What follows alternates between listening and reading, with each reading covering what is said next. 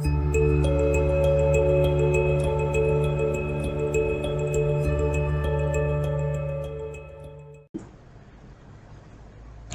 good morning.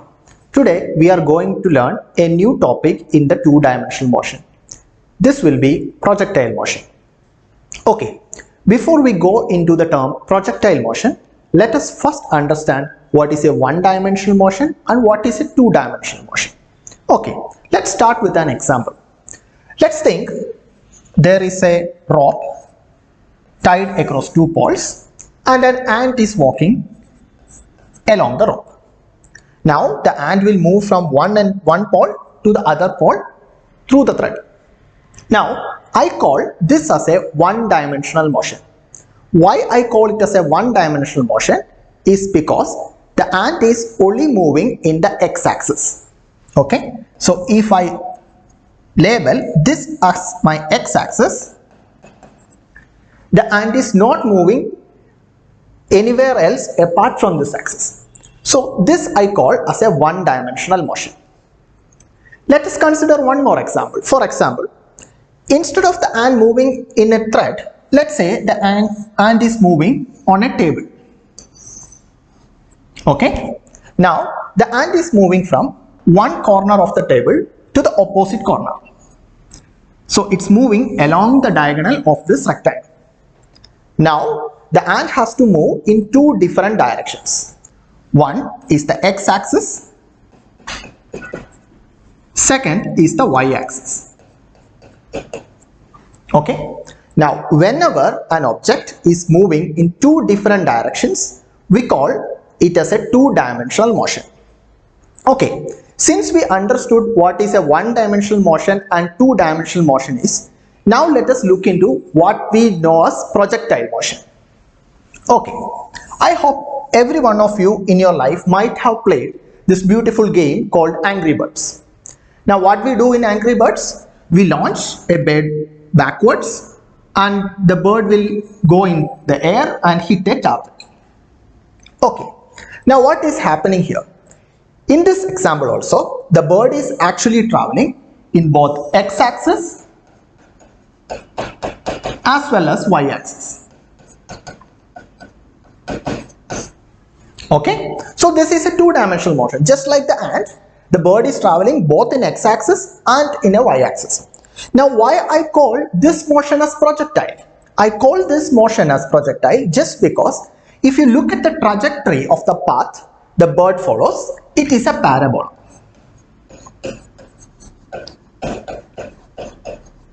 Okay, so I will define my two-dimensional motion like this. Any two-dimensional motion whose trajectory is a parabola, I call it as a projectile motion. Okay, so let us re-emphasize this. Any two-dimensional motion whose trajectory is a parabola, I call it as a projectile motion. Okay, now if I understood what is projectile motion means, what are the main features of it? For example, how can I calculate by the launch angle how much far does the bird go, how high the bird go, how much time it takes to reach from the initial point to the final point. Okay, now this I will give special terms. First one is the time of flight.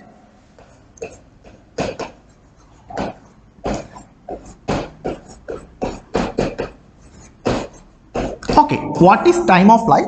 Let's say if you look at the bottom figure, which is an exact representation of the Angry Birds game that we have projected, the birds start at a point O. Now it travels all the way and reach at a point B. Now what is the time it takes to travel from point O to point B? This much time I call it as the total time of flight. Okay, so time of flight is the total time the bird took to complete the motion. Now while going in this path, the bird have reached a height. Okay, so at some point of time it has reached the maximum possible vertical height it can achieve. I call this as the maximum height.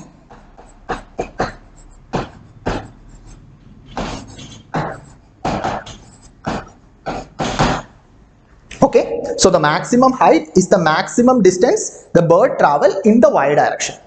Okay, the third thing is that while going from O to B, what is the displacement the bird made in the x-axis? So the total distance it covered in the x-axis, I call it as a range. So range,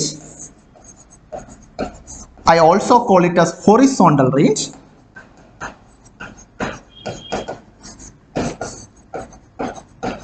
So horizontal range is the total distance the bird covered from the initial point to the final point.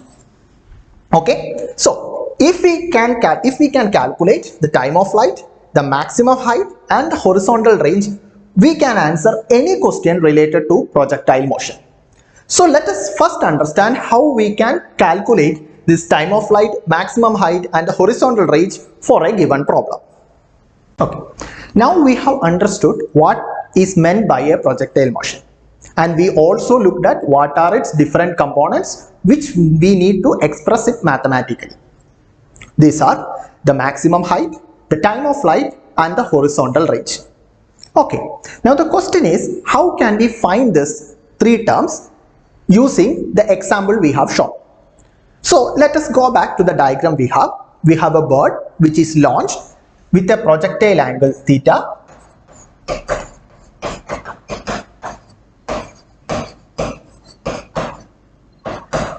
And with an initial velocity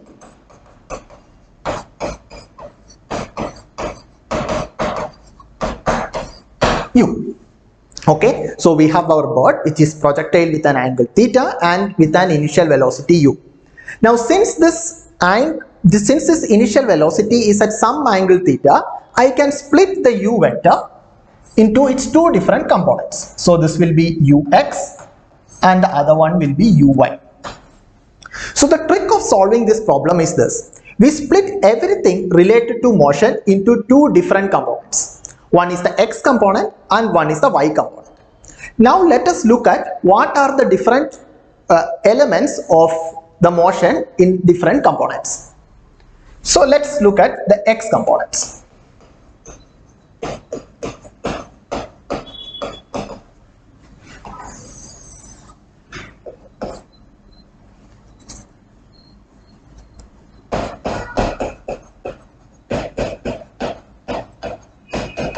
Okay, so what are my different components? One is the initial velocity along the x direction. I call it as ux and I can write it as u cos theta from basic vector notations.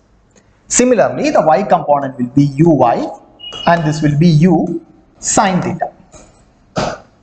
Okay, now we ask the question, is there any acceleration in this problem?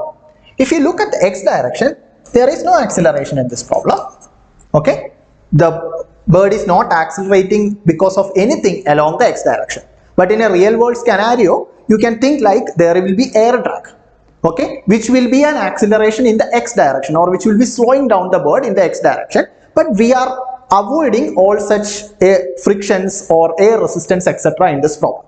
So we assume that there is no acceleration along the x component. Now we ask the question, what is the acceleration along the y direction? Is there any acceleration along the y direction? Yes, there is, because there is earth and earth attracts everything towards the center with an acceleration g. Okay, so my y component acceleration is minus g. Okay, I can go ahead, I write my x displacement as sx and my y component displacement as sy. Okay, so this is my x components of the motion and the y components of the motion related to various elements: velocity, acceleration and displacement. Okay, now what is my first goal? My first objective is to find what is the time of flight, okay, or how much time the bird took to start from position O and to reach position B. Okay, so this is total time of flight. So let us calculate what is the total time of flight of the bird. Okay, so I am doing the calculation for total time of flight.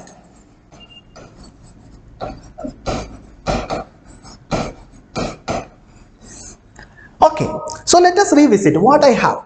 I have the initial velocity and the initial projection angle. I have the different components along the x directions and the y direction. What else I need to solve this problem? I need the equations of motion to solve this problem. So let us write the equations of motion in both x direction and y direction. So the x equations of motion, I can write the final x component of velocity is equal to ux plus ax times t. The second equation will be sx is equal to uxt plus half ax t square, and the third one will be vx square minus ux square is equal to 2as sx. Okay, similarly I can write the equation for the y direction, so that will be vy is equal to uy plus ay times t. Sy will be uy t plus half ay t square, and vy square minus uy square is equal to 2ay sy. Okay, now I have everything to solve my problem. I have the components, I have the equations, I have the initial information. Okay, so what is the time of flight? Time of flight is the total time the bird took to reach from point O to point B, which is the final point, or before it hit the ground. Okay, now if I look that way, this is a very difficult problem to solve. So I will use a trick.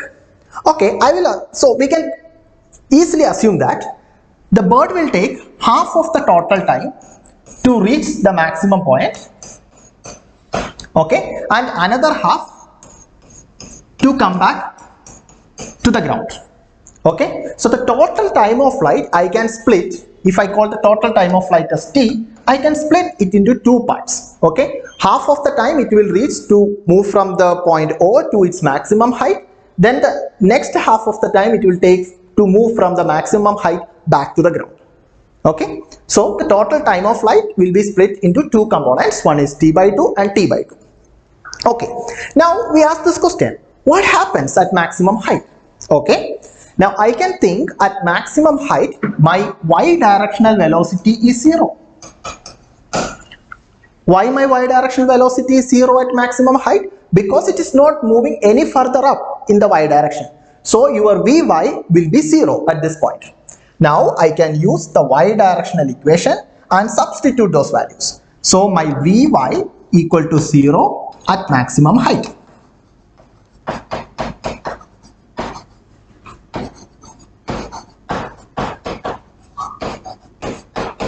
Okay, also what is the time it takes to reach the maximum height? The time will be total time of flight divided by 2. What is the acceleration here? The acceleration ay is minus of g. Okay, now we can substitute these values in our equation of motion and find out what is the total time of flight. Okay, so I can substitute vy is equal to 0 and uy is equal to u sin theta, so it will be 0 is equal to u sin theta minus g times t by 2. Okay, solving further I will get g into t divided by 2 will be equal to u sin theta. Okay, so from this I will get t is equal to 2u sin theta divided by g. That's it. I solved what is the total time of flight. So what is time of flight? It is the total time taken by the bird to start from point O and to reach point B. And I express everything related to this time of flight using just two information. What is my initial velocity and what is my initial projection? G is a constant in this problem. So using this expression, I can find how much time a bird will take to move from point O to point B if we launch with an angle theta and an initial velocity u. Okay. Now we have identified how to calculate the total time of flight. Let us use this information to connect what are the other parameters involved in this problem. That is our horizontal range and the maximum height. So let us begin with how to do the calculation to find what is the maximum height this bird can reach in this given problem. Okay, to do what? I will use the same technique. I will use different components and use the equivalent component in the y direction to solve the problem. Okay, fine. So what are the components we have? We have our x components and x acceleration is 0, and we have the y component and the y acceleration is minus d, and we already calculated what is the total time of flight, which is 2u sine theta by g. Okay, what is our next goal? Our next goal is to find what is the maximum height.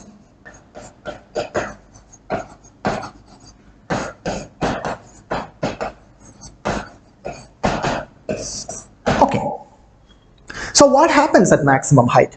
If you look at maximum height, we have already said at maximum height my u vy is 0. Also, it takes, if the total time of flight is t, at maximum height, it will take t by 2 time to reach at this point. So, if I call point A is my maximum height, to move from O to A, it will take t by 2 time, where t is the total time of flight that we have already calculated. Okay, so alright, so what we need? The maximum height. So, that is the maximum displacement in the y direction. Okay, so maximum height is nothing but the maximum displacement in the y direction. So let us look the equation of motion for that. So I can write the maximum displacement in the y direction is equal to uy t plus half ay t square. Okay, now what are the components I know? I know my uy is u sine theta, my ay is minus g, and my t here is total time of flight divided by 2. So that will be u sine theta divided by g. So the 2 will get cancelled. That's how we get u sine theta divided by g. Now I know what is my uy, what is my t, what is my ay. Now if I substitute these quantities directly in this formula, I will get what is the maximum height. Okay, so let us do that. So if I want to substitute it, I will get the maximum height Sy is equal to u sine theta into t is u sine theta by g. So that will be u sine theta divided by g. Okay, so this term will be minus half g into t square. So that will be minus half into g into t square. So that will be u sine theta divided by g the whole square. Okay, let us simplify it. The first two terms becomes u square sine square theta divided by g. Okay, u sine theta into u sine theta will give you u square sine square theta, minus this will give half. Okay, 1g and 1g square will cancel out, so we will get u square sine square theta divided by g. Okay, now if you look at the two terms, I have one in common, which is u square sine square theta by g. So if I take that out, the rest of the term is 1 minus half. Okay, so that will give me half. So my Sy, which is my maximum displacement in the y direction, is u square sine square theta divided by 2g. Okay, now we have find out what is the maximum height the bird can go if it starts with an initial velocity u and an initial angle theta. Okay, now we have calculated two main parameters associated with the projectile motion.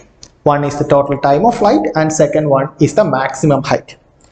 That's it. We only have to do one more stuff, which is what is the total distance it traveled along the x direction, and I call it as the horizontal range r.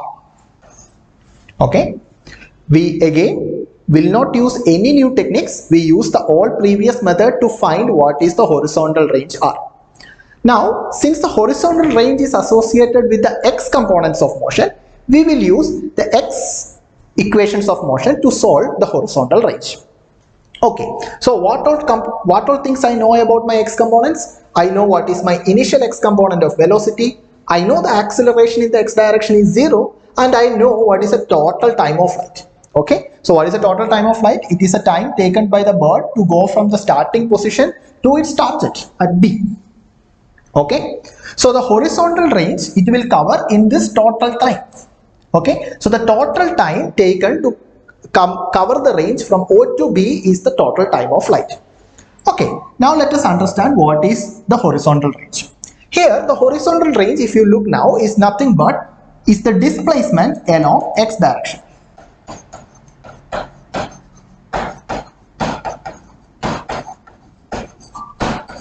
Okay, so how I can find the displacement along x? I can find the displacement along x using this formula.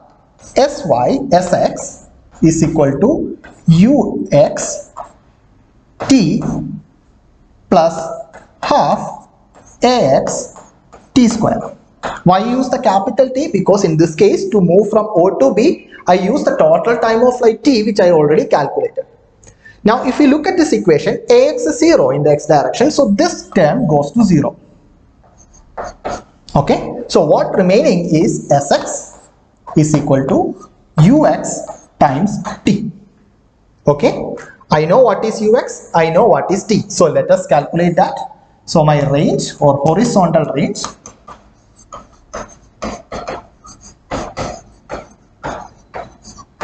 let us denote by the letter R. Okay, so this will be Sx, which is nothing but ux times the total time of flight t.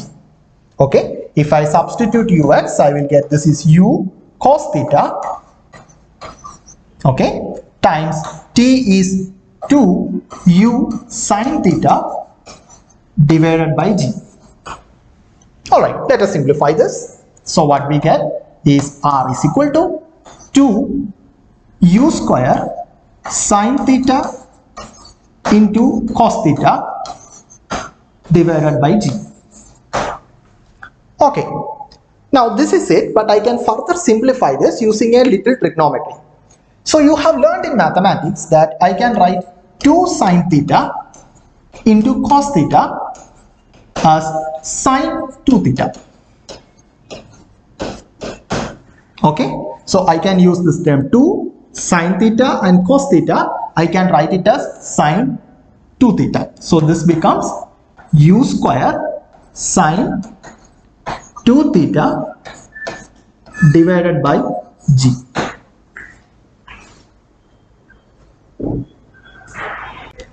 Now we have understood all the equations related to projectile motion. Now let us see how we can apply that to a problem given in an exam point of view. Okay, here I have a problem from a 2006 All India Pre-Medical Entrance. Okay, let us understand what is the question.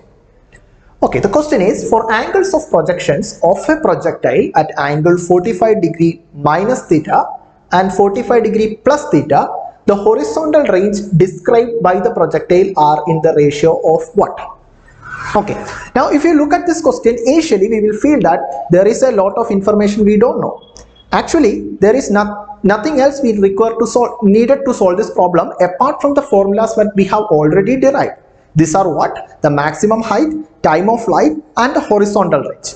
So let us analyze this problem a little bit better. So what we have, they said there are two angles of projection given. So this is the angle theta that we have mentioned. Now there are two projectiles here. One is at an angle 45 minus theta and one is at 45 plus theta. So there are two projectile motions. One with projectile angle theta 1 is 45 degree minus theta and the other projectile is at theta 2 is 45 degree plus theta. Okay, got it? So that is the first sentence. What is the second sentence means? The horizontal range described by the projectile. Okay, we need to find what is the horizontal range associated with the first projectile motion with theta 1 and what is the horizontal range R2 associated with the second projectile motion. Okay, then we have to find the ratio. That's it. Okay, so how we solve this problem? We already know the equations of the projectile motion R1 and R2. So what is the equation for the horizontal range? R is equal to u square sine 2 theta divided by g. Okay, now let us substitute the values. Okay, for R1, I can write this is u square, okay, sine 2 into 45 minus theta, 45 minus theta, and R2 is given by u square sine 2 into 45 plus theta by g. Okay, that's it. Now, if I know how to simplify this trigonometric identity, then I am more or less done with the problem. So let us do that first. So sine 2 times 45 minus theta, I can write this as sine 90 minus 2 theta. Okay, similarly sine 2 into 45 plus theta, we can write it as sine 90 plus 2 theta.